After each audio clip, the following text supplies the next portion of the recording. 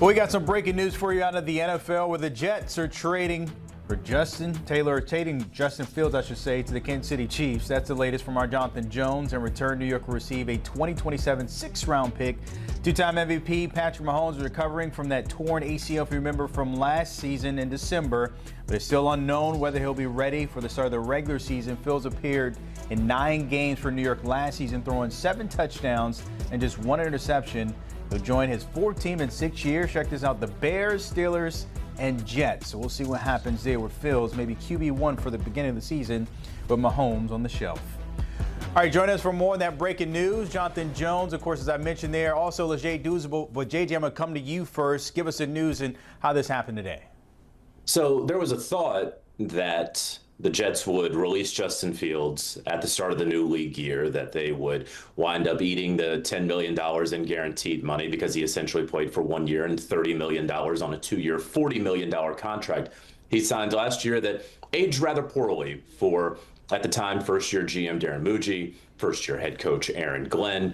You had midway through the season, the owner, Woody Johnson, throwing the quarterback under the bus for the ineptitude of the offense. And now, as we got to the new league year, the Jets hung on to Justin Fields. I was inquiring about that over the weekend. Seemed like something was in the works for the Jets, that he was not going to be coming back in 2026. And so he heads to Kansas City to back up Patrick Mahomes, potentially resurrect his career, spend a year under Andy Reid. Now, all indications that I have received are that Patrick Mahomes is expected to return for week 1, but certainly during OTAs and minicamp, maybe even the start of training camp, you're going to need somebody taking QB1 reps that is not Patrick Mahomes as he continues to recover, at least day to day. And so enter Justin Fields, now getting that opportunity to back up the great young Patrick Mahomes.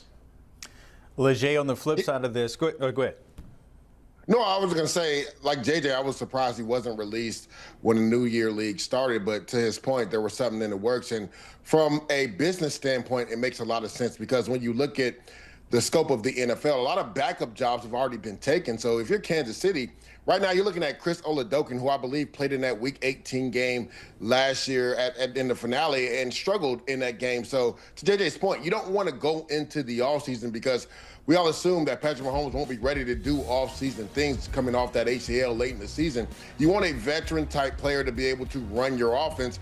And the interesting thing about this move, fellas, is I believe this will be the first time that Justin Fields goes to an offensive-minded head coach team. So to JJ's point, this could be an opportunity for Justin Fields to resurrect his career. Looks like the Jets will eat a bulk of that guaranteed money, and they get a 6th-round pick for next year's draft. So from a business standpoint, it makes a lot of sense.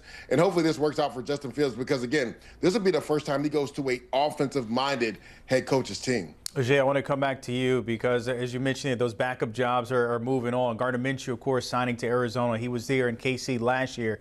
That is no longer the case. The reason for this move. But if you're Kansas City, as JJ kind of mentioned there, why not wait? He may have been released, or maybe down the line you could have got him later in the summer.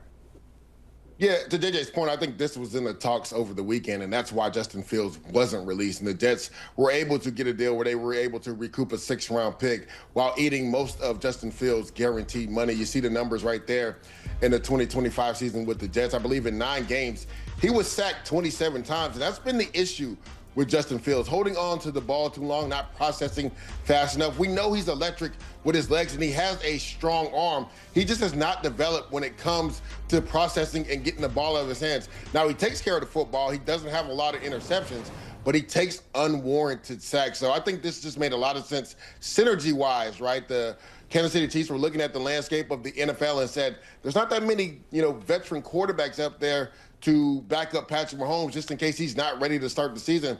Let's go get a guy with experience. And with Andy Reid as the head coach and the offensive play caller, let's see if we can develop this guy.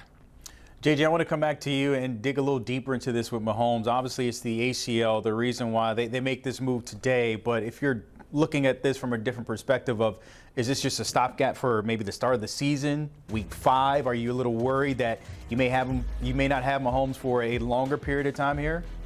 No, I mean, they just have to have a backup quarterback. right? I mean, Gardner Minshew's not there. They clearly didn't have an interest in Carson Wentz, who is still out there, who had been a quarterback for them a few years ago. So you need literally someone. And so you have Justin Fields, who Leger touched on it, right? The thing about him has been, man, just throw the ball, like 1, 2, hit it and throw. And so hopefully that can be worked out with Andy Reid. Hopefully he's not so far into his career that cannot be fixed, because we saw the numbers there, all the sacks, just 1 interception. There's a reason for that, right? And so he's going to have to take a couple more risks, and he's going to have to be pushed in training camp. I'm going to be very excited to go out to St. Joseph, Missouri in late July and early August and watch him in those historically competitive and hot training camp practices that Andy Reid puts on against the Kansas City Chiefs defense, to watch him rip it. So look, the Chiefs' hope and their optimism is all toward Patrick Mahomes being ready to go week 1. If they don't have Patrick Mahomes for the first quarter of the season, like, he's the engine. The whole point of the Kansas City Chiefs is Patrick Mahomes. So it frankly wouldn't matter if it's Gardner Minshew or Chris Oladokun or Justin Fields or Carson Wentz. The whole entire point is Patrick Mahomes, and that is why he got the ACL surgery as quickly as possible. That's why they are closely monitoring his progress and rehab. That's why there is a great deal of hope and optimism that he will be ready for the start of the season. You both have mentioned, of course, this is a offensive-minded team when it comes to Andy Reid, and this is the first time he's had the luxury of having that based on his last 3 stops there, with this being a 4th one here in 6 years. But Leger, when you look at it here, I'm curious, because he's talked about post-retirement stuff not too long ago. Also, maybe this is somewhere where it's like, all right, well, what's next for me? What do you expect from him, at least to be a QB2 in this offense? Yeah, to JJ's point, you're hoping that he isn't too far gone when it comes to the development of processing what the defense is showing you and getting the ball out of his hands. I talked about how electrifying he is with his legs, but now it's time for him to develop from within the pocket. That's been his issue, right? He has the arm strength. He has all the tools in the tool bag. He just has not been able to develop them. So with a guy like Andy Reid, and you hit on it, Brandon, right? This will be his first stop with a head coach that's offensive-minded. He's been with all defensive-minded coaches for his whole tenure in the NFL. We're hoping that he's still young enough where Andy Reid could be like, Justin, what do you see in this play, right? This is how I see it. This is where the ball should go. Get the ball out of your hands, because me and JJ alluded to it. 27 sacks in 9 games is abysmal. You cannot take that many sacks. Yes, you're taking care of the football and not putting it in harm's way, but a 3 and out hurts your defense as well. So hopefully Andy Reid, in case they have to turn to him, can develop this guy in regards to from within the pocket and processing and getting the ball out of his hands quickly. We'll see what that looks like in training. Oh, go ahead, JJ. And great points there by Leger. I just wanted to turn the focus really quickly on the New York Jets, right? Because they go out and they get Geno Smith, and now they don't really seemingly have Justin Fields. That worked out for a year, and it didn't work out, and so now they move forward. Geno Smith, they're hoping that he will be their week 1 starter. There is no week 1 starter option in the draft, right? It's Fernando Mendoza. He's going to the Raiders, and then that's it. So the Jets clearly are banking on 2027.